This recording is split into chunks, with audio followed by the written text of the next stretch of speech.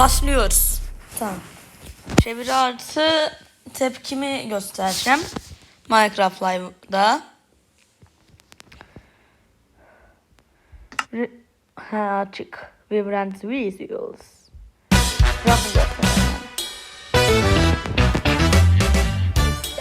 Golem. Golem var. Domuz var. Bakır golem. Bakır golem. Tamam, burada küçük bir animasyon yapmışlar. Bu güzel oldu aslında. Her Minecraft'larda yapıyorlar zaten.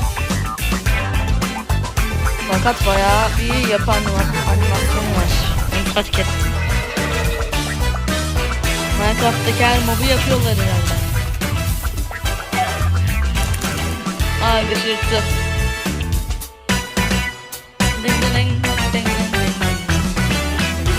Minecraft Live! Welcome to Minecraft Live. Coming to you from the Mojang office in... Diyor ki Minecraft Live'a hoş geldiniz. Burası Mojang'ın Stockholm'daki ofisi. Stockholm, Sweden. Get ready for a show featuring insights from the team, never before seen game drops and lots more. The Bu features... asla görülmemiş game dropları olacak bu yıl.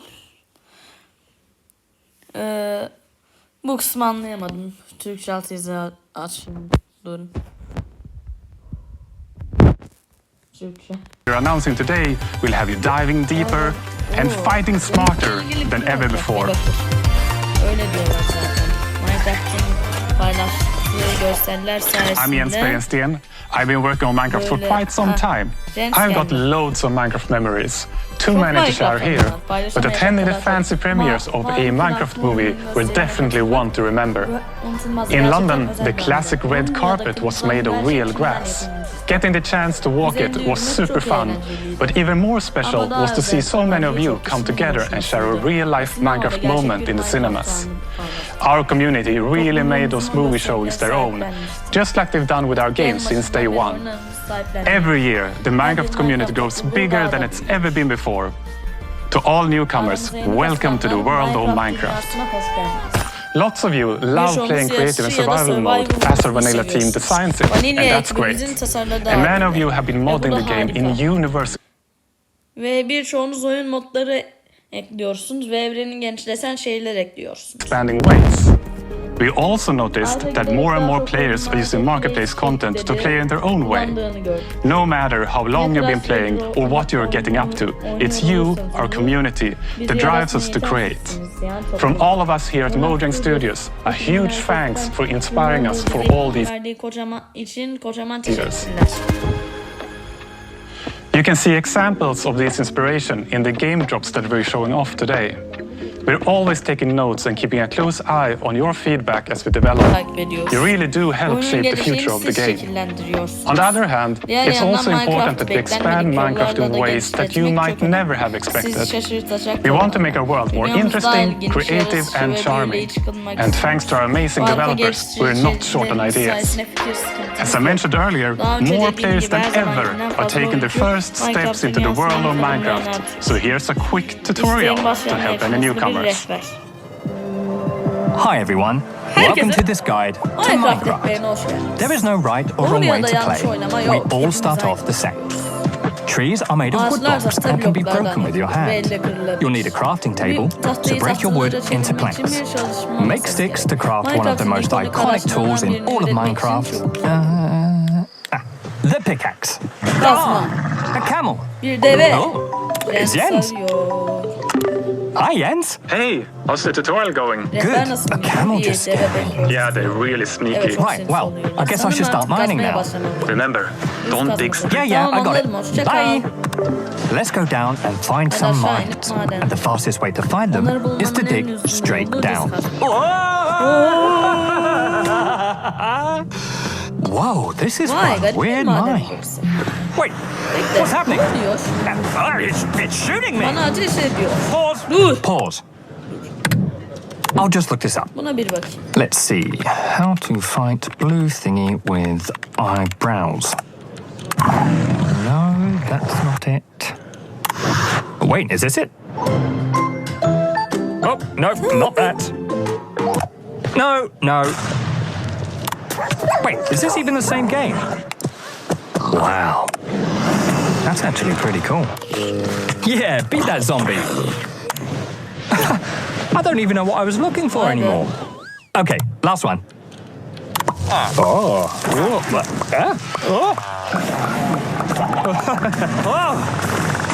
That is enough internet for today.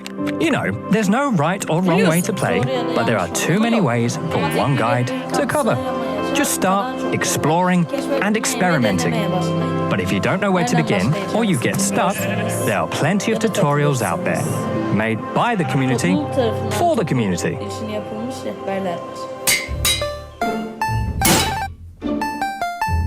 Bu şarkı, şu bakır şey geldi, Natural Chambers'ın müziği değil mi ya bu? Yorumlara yazın lütfen. Bakır. Bakır golem. Bakır golem dönüyor, çok iyi döndü. Hi everyone, my name is Agnes and I'm the game director for Vanilla Minecraft. And the main reason we make Minecraft is to spread as much happiness and inspiration as possible. We want to bring smiles, and the game drops gives us a chance to do so more often and in a sustainable way, and I find that really precious. So far this year we have released 2 game drops and we got 2 more on the way. First is the Copper Age, which many of you might be familiar with. And a bit later in the show, we will be revealing an entirely new drop, which features you haven't seen before, including a new mob. But more on that in a bit. First, let's take a closer look at the Copper Age, a drop you will be playing very soon. In fact, it's coming next week. Like many of you, the shells are one of my favorite features from the Copper Age. And when we first started to think about the concept, I was mainly excited about the very convenient hotbar swapping. But since then, we have seen players using it in so many creative ways we didn't think about, like furniture and lots of neat architectural details. I actually dusted off my very dear architectural dictionary to be able to talk about all these clever uses of the shelf. So I now know what words like entablatures, trees and pilasters are. But we don't have time for all this architectural terminology. Let's hear from our lovely Bex.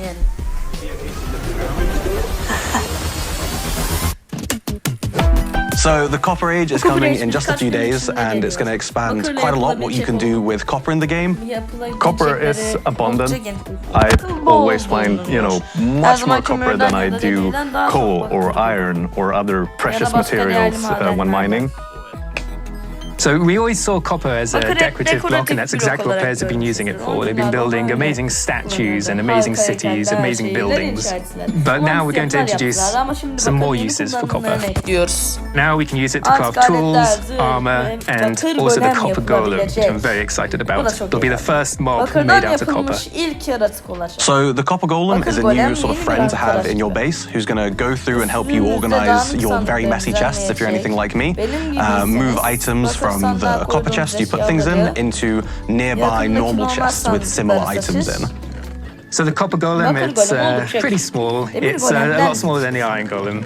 But my favorite thing is the way we've animated it, with its limbs like clicking around and the way its head turns. I absolutely love it. And it's really cute now with the eyes lighting up when it's active, the noises it makes. In my head, it sounds way more like a beep boop robot than it actually does in the game, but it's like... beep, beep. What really adds the cherry on top is the sound effects from Sandra. They just really make it feel like something's alive in your base. Starting to work with the sound on this, I wanted the fundamental to be like metal stuff, but with a hint of something more playful. This could be a good spin sound, I think. The Copper Golem doesn't have this ambient, idle sounds that it just makes when it walks around like most mobs do. So the personality would have to be in its movement. I wanted to create a voice of these like metal sounds. The Copper Golem spinning its head, and it's like something like this. I recorded my own voice for the hurts and death sounds. It's actually me dying. Don't hit them. Unless you want to hear my voice. As the copper golem makes itself comfortable in your base, over time it's going to start oxidizing, turning into all the different copper states. And when it reaches the maximum oxidation, it will eventually freeze into place and turn into a statue. One neat thing that I know we both like is the fact that the different statue poses will emit different redstone signals when you hook it up to a comparator. So using that, you can make these cool like password locks to your vault in your base with all of your loot in, or you need to have like sitting, standing, running golem, and then the pistons will open and your chest is right there. And of course, you can bring it back to its moving, sorting self by scraping that oxidization off, so it's not permanent. There's more to this job than just all the copper. We're also adding the shelf. It's a functional block where you can put items on display, and you can also, in its powered state using redstone, do like hotbar swapping for the first time in Minecraft. We wanted players to be able to display all their treasures and trophies, similar to an item frame, but then you'd always want to take those items down, so that's why we added the power. Dur. Bu bana biraz tanıdık geldi. Anladınız. Shelf for swapping with the hotbar. But players have not just been using it to display their items, they've been using it as decoration detail, and that's something that really took us by surprise. Yeah, a lot of people have been using the shelf as a building block. So seeing it being used as like part of these big constructs and for like skirting board around the wall, I think is building with a very like Minecrafty feeling to it. It's something that players have been craving for a long time. Yeah, a lot of good builds coming out with it.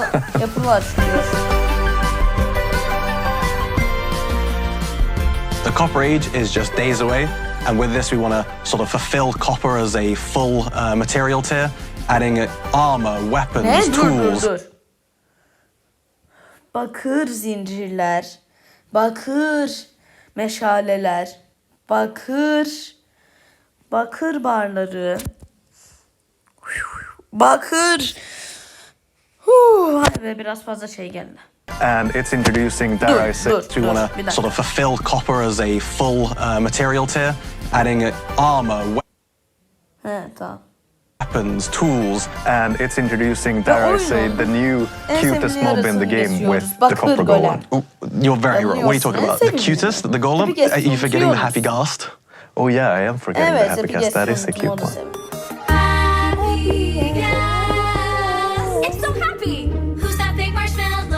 A smiley face, it's very, very friendly. The taste of all your things. Who's that floaty friend cube with its tiny lips? Look at these dangly things.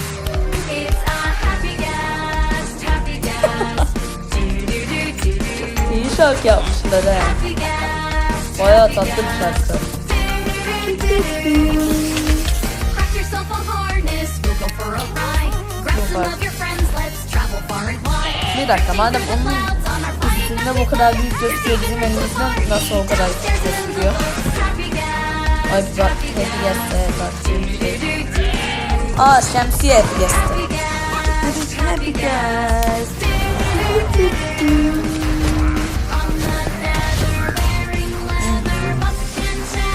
Bayağı iyi oldu.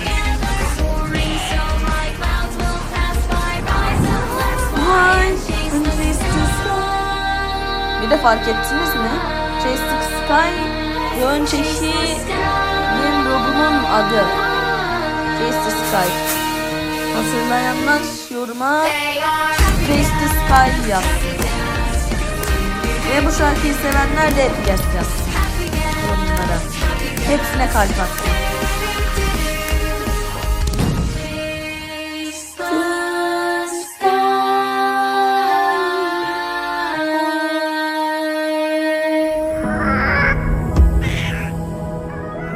Minecraft'a geri dön. Tamam. As Jens mentioned earlier in the show, your creativity never fails to amaze us. Let's meet 3 community members who, like millions of others, are using Minecraft to create something far beyond the game. My name is T. I'm 19 years old and I'm from Sweden. friend invited me to a server, and since he lives so far away, I wanted him to see where I'm from. So I just started building my hometown Falun, but with a twist. Falun in the year 1920. Very often I would sketch imaginary buildings, and when I build in Minecraft, I use the same kind of process as with my sketches and drawings. So that inspired me to doing architecture. If Minecraft wouldn't exist, my friends, my career, the people I know now would have been so much different. For some, the in-game world is a way to showcase their creativity, while for others, it's a source of inspiration. My name is Travis Smalley. I make art that translates on and off of computers and finds its way out into the real world. It all started with Minecraft. For instance, in block prints, you carve out a square in some kind of asymmetrical fashion, so that depending on how you rotate that block, you're going to get a different pattern. Very similar to in Minecraft, the glazed terracotta, and depending on what direction you're facing when you place the block, you get this different kind of pattern that happens out of it. Minecraft is inspiring in a number of ways. The thing that stuck out for me was how expansive this idea was, that to be has been really exciting for me. Creativity takes many shapes and sometimes opens doors. Mis hijos son streamers y siempre estaban en el detrás de cámara y el chat pedía que me presentara y que yo hablara y que jugara. Lo primero que hice fue en pleno directo conocer lo que era un creeper. Pienso que Minecraft es una comunidad que puede ser muy positiva. Me he encontrado en diferentes situaciones que me han podido dar la posibilidad de ayudar a muchísimos chicos y chicas. Los que adopté son todos los que han ingresado a jugar conmigo. En este momento tenemos un survival. Ya que vamos a sacar una foto. Puede ser que lo que haya cambiado es darle menos tiempo al tejido. These stories are just a tiny peek and see where it takes you. Now, a first look at an upcoming collaboration. Ne ilk bakış. Ne oluyor? Dur, bu bir tane anime değil mi? Anime değil mi bu? Bu bir tane animeydi, değil mi? Bunu bilenler yoruma yazsın ya.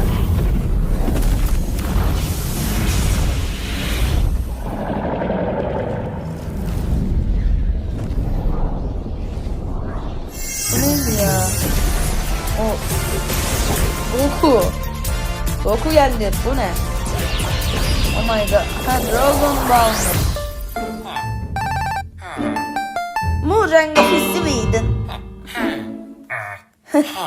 Şöyle gibi konuşuyorsunuz.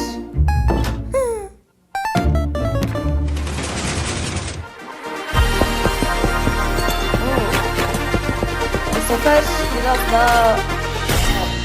And now it's time to reveal a brand new, unseen game drop that we are planning to release later this year. These features can make traversing the Minecraft world more varied, interesting, and fun.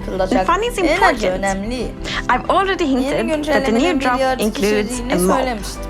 And to find it, we must leave the surface and sink into the depths of the ocean. It's almost like a hidden world, both calming and thrilling. Down here, among shipwrecks and seagrass, our creature drifts in stillness. Its shape and color might remind you of a shell that already exists in Minecraft. The drow seem to be particularly fond of it. It might take some underwater exploration, but if you're lucky, you will see one of these floating into you. The Nautilus. Nautilus kabuğundan ilham almış. So, the Nautilus is a new underwater mob you find in the oceans. It has a very cool motion. It sort of uses its tentacles to propel forward, and it has a similar movement to the Happy Ghast, so it has an abrupt turn. It's like the Happy Ghast of the seas. Whoa. There's one thing in particular that is really cool, I think, with the Nautilus, and that is that you can tame it, and when you have tamed it, you can ride it. Yes, the Nautilus is a mob you can ride on, and in order to do that, you first need to tame it, and you use pufferfish. And then you need to put on a saddle, and then you can control it just how you fly around with the happy gas, but underwater instead, of course. While you are riding the Nautilus, you get the super cool effect, the Breath of the Nautilus effect. Which means that you can be on the Nautilus without having to get oxygen, because it pauses the oxygen bar. You're on your Nautilus and you can build like your underwater base, and yeah, you're gonna be safe. So the happy gas made it easier to build in the skies, and the Nautilus will make it easier to build underwater. I can see players doing triathlon races with the various mounts, happy gas, horses, Nautilus. Yeah, and jumping over rings and stuff like that. Yeah, just like that. Yeah. So it's gonna move in the direction you're looking at, right? The direction you're aiming your camera. But not only that, you can also dash while you are riding the Nautilus, which means that the Nautilus will like dash forward, which is super cool underwater. Like it allows you to get around faster. So if you are, for whatever reason, looking straight out of the surface, you will jump out of the water and then afterwards back down again. Which is very fun to do. Don't do it near land. No. Hello. And there is Nautilus armor, so you can put on armor on your Nautilus. For example, you can have like a golden Nautilus armor and a diamond Nautilus armor. There is also a zombie Nautilus. The zombie Nautilus is green compared to the regular one, which is like normally a bit more orange, more golden. The zombie Nautilus spawns with a drown. Arkadaşlar bu yeni MOBA tepkim şöyle. Bayağı iyi olmuş aslında, çünkü bu ne desem böyle yarışlarda kullanılabilir, doğru diyorlar. Herhalde üstünden öldürdüğümüzde Nautilus kabuğu da çıkar zombiden. Çünkü drone bunu seviyorsa o zaman öyle ne desem Nautilus kabuğu ile Drowned'ın bir bağlantısı olduğundan Nautilus ile onun kabuğunun da bir bağlantısı olmalı zaten. Ve demek ki Drowned'ların elinde bazen Nautilus kabuğunun bulunmasının nedeni bu. Arkadaşlarını seviyorlar. On top of it, it's quite scary. Yani oldukça korkunç. İki düşman yarısı. Yeah, you get the drowned with the trident. Bir dakika. Bu neye çalışacak ki olmuyor mu?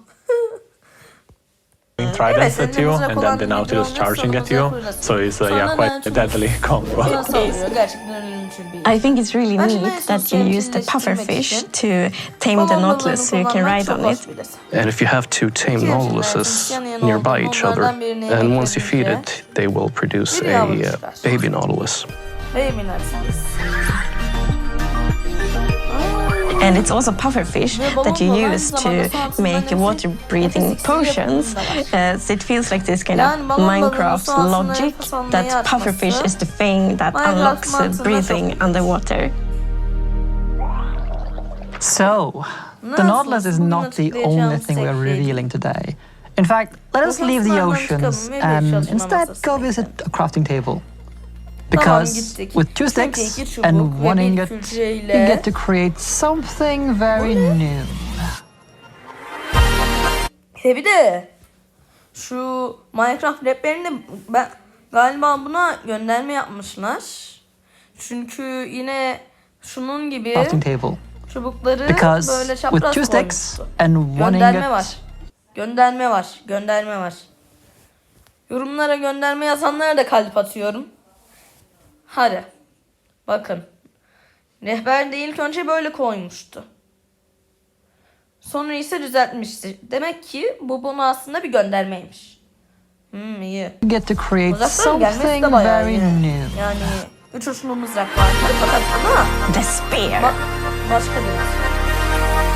The spear is the first tier weapon we've added in a very long time.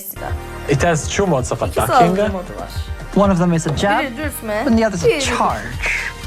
The charge attack is something that does damage based on how fast you're going. So the faster you go, the more damage you deal with it. Once the spear is lowered, then it's gonna be still, and this is the ideal state of the spear because it's gonna deal damage, it's gonna deal knockback, and it's gonna dismount. Then the spear starts shaking, then you can no longer dismount targets, and eventually it drops down. It can still deal damage, but no knockback. And finally it raises back up, and then you have to lower it again.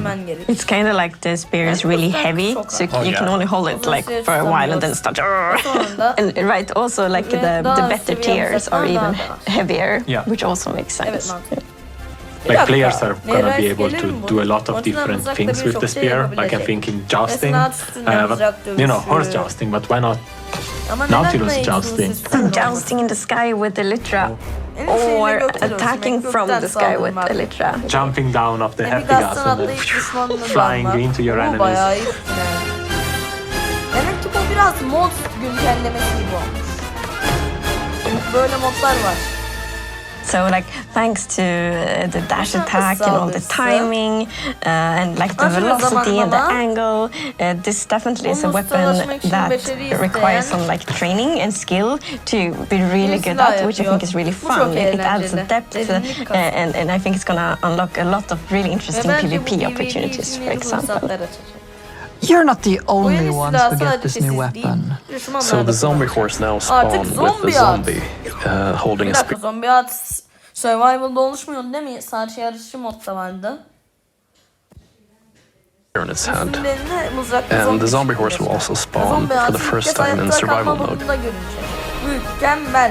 So it's already pretty dangerous going around at night, but now there's gonna be one more danger because there's gonna be zombies with spears on zombie horses. Zombie squared, a lot of zombies. So to recap, this future drop comes with the Nautilus armor, zombie Nautilus with round on, of course the spear, and also the zombie horse. So it's kind of mounts and like mounted combat that connects it all. And the name of the drop will be Mounts of Mayhem. This drop is planned to release later this year, but you will be able to try out this feature soon in Snapshot, Beta and Preview. We are, of course, very excited to see what you will think about it and then to see kind of what you all do with all these features when you can play them. Minecraft continues to get bigger and better. We've shown off the Copper Age game drop, which is coming soon, and a few of the features from Mounts of Mayhem, which will be in testing in the near future and due to release later this year. We can't wait to see what you create with the new features and your upcoming underwater adventures. It takes me back to the update Aquatic, only now you'll have one more pointy stabby weapon to play with. For more on both game drops, stay tuned for the Deep Dig after show. I've heard a rumor that I'll be facing off against the more pointy stabby weapon to play with. For more on both game drops, stay tuned for the Deep Dig after show. I've heard a rumor that I'll be facing off against the cheerful Minecraft expert, Tabo. It starts right now.